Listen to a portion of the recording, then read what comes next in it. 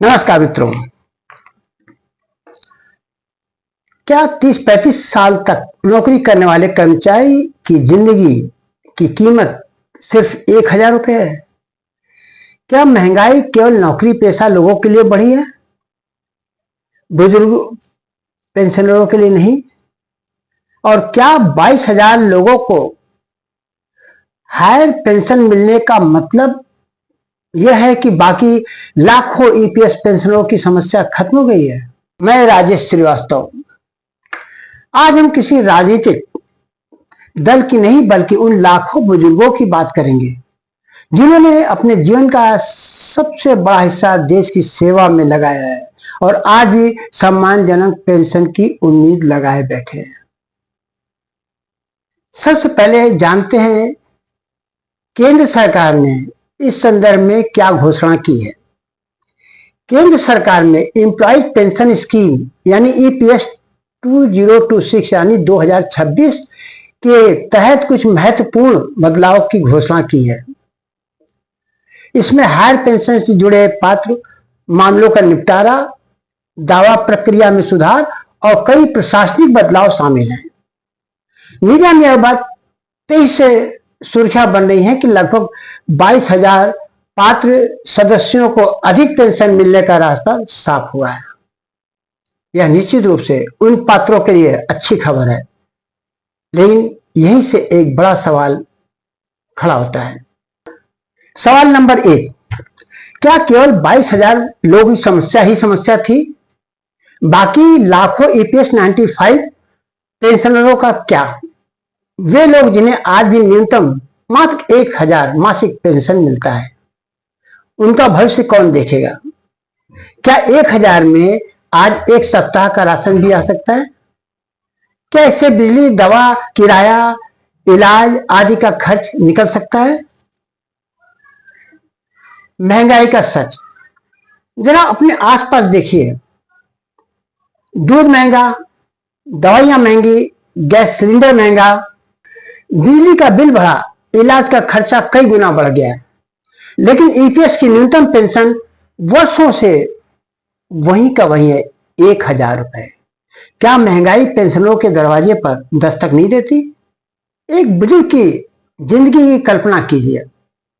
70 साल का एक व्यक्ति, घुटनों में दर्द, हर महीने दवाइयों का बढ़ता खर्च, शुगर, ब्लड प्रेशर, कभी ये टेस्ट कभी वो टेस्ट, कभी इमरजेंसी में भर्ती होना, और उसकी कुल आय मात्र 1,000 रुपए महीना। क्या यही सामाजिक सुरक्षा है या केवल एक औपचारिक व्यवस्था? सरकार से कुछ सीधे सवाल हैं मेरे। यदि देश की अर्थव्यवस्था बढ़ रही है तो पेंशन क्यों नहीं बढ़ रही है? यदि कर्मचारियों ने वर्षों तक ईपीएफ और ईपीएस में योगदान दिया है तो उन्हें सम्मानजनक जीवन क्यों नहीं मिलना चाहिए? यदि नई योजनाएं बनाई जा सकती हैं तो पुराने पेंशनरों को की न्यूनतम पेंशन की समीक्षा में ईमानदारी क्यों नहीं बरती जानी चाहिए? हायर पेंशन और सामान्य पेंशन में अंतर क्या है, आइए यह भी समझ लें। हायर पेंशन का लाभ केवल उन पात्र कर्मचारियों से जुड़ा है जिन्होंने निर्धारित शर्तों के अनुसार अधिक वेतन पर योगदान किया या जिनके मामले संबंधित कानूनी प्रक्रिया के अंतर्गत आए। यह सभी ईपीएस पेंशनरों की पेंशन बढ़ाने का निर्णय नहीं है। इसलिए यदि किसी को लगता है कि अब हर पेंशनर की पेंशन बढ़ जाएगी तो यह सही समझ नहीं है, यह उनकी गलतफहमी है। सरकार उनके प्रति निष्ठावान नहीं है। सालों से उठ रही मांग, ईपीएस 95 पेंशनर्स लंबे समय से न्यूनतम पेंशन बढ़ाने की मांग कर रहे हैं।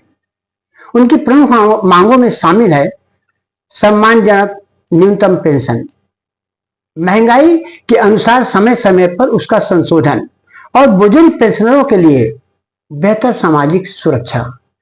इन मांगों पर अलग अलग मंचों पर बड़ी चर्चाएं होती हैं। टीवी चैनल्स पर बड़े बड़े प्रतिवादे किए जाते हैं, लेकिन लाखों पेंशनर अब भी किसी ठोस राहत की प्रतीक्षा कर रहे हैं। यह राजनीति नहीं, सम्मान का प्रश्न है। यह वीडियो किसी सरकार का विरोध या समर्थन नहीं है। यह उन लोगों की आवाज है जिन्होंने पूरी ईमानदारी से नौकरी की, भविष्य निधि में योगदान दिया और अब सम्मानजनक जीवन की उम्मीद कर रहे हैं। हर लोकतंत्र की पहचान केवल विकास दर में नहीं होती, उसकी पहचान इस बात से भी होती है कि वह अपने बुजुर्ग नागरिकों के साथ कैसा व्यवहार करता है। अब आइए जाने सरकार क्या कर सकती है। सरकार चाहे तो न्यूनतम ईपीएस पेंशन की समीक्षा कर सकती है, पूरी ईमानदारी सजगता के साथ। महंगाई से जोड़कर संशोधन की व्यवस्था बना सकती है। सबसे कमजोर पेंशनरों को अतिरिक्त सहायता दे सकती है और एक ऐसा समाधान निकाल सकती है जिससे सामाजिक सुरक्षा वास्तव में सार्थक बने। आज सवाल किसी पार्टी, किसी राजनीतिक पार्टी आदि की नहीं है। सवाल है उस कर्मचारी की जिसने अपना पूरा जीवन काम करते हुए बिताया। सवाल है उस बुजुर्ग दंपति का जो दवाइयों और राशन के बीच हर महीने चुनाव करता है।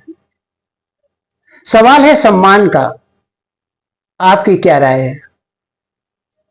क्या न्यूनतम ईपीएस पेंशन की समीक्षा होनी चाहिए? क्या इसे महंगाई के अनुरूप बढ़ाया जाना चाहिए? अपनी राय कमेंट में जरूर लिखिएगा। यदि आपको लगता है कि यह मुद्दा लाखों नहीं करोड़ों पेंशनरों तक पहुंचना चाहिए तो इस वीडियो को अधिक से अधिक साझा करें, शेयर करें और हमारी बात उन बुजुर्गों के माध्यम से, उन युवाओं के माध्यम से सरकार तक पहुंचनी चाहिए, वित्त मंत्रालय तक पहुंचनी चाहिए, प्रधानमंत्री कार्यालय तक पहुंचना चाहिए। धन्यवाद।